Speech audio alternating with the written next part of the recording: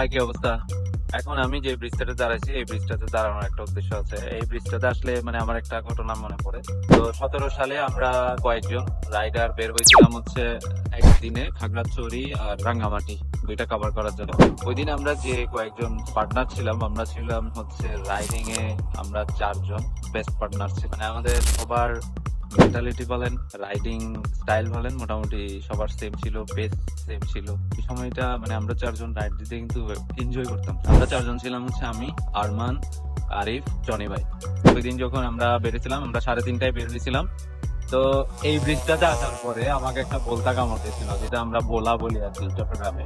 ওইটা কামড় দিয়েছিল, ওইটার কামড় আমাকে সারা দিন ভোগাইছে। আমি ওই দিন 2টা ব্যথার ওষুধ খাওয়া লাগছে আমার। ওইভাবে আমি রাইডটা কমপ্লিট করছি। রাইডিং করতে গিয়ে আসলে অনেক কিছু এক্সপিরিয়েন্স হয় আমাদের, এই আর কি। তারপরে আর কি ব্রিজটা হচ্ছে ফটিকছড়ি ঢোকার একদম মেইন গেট বলা যায়।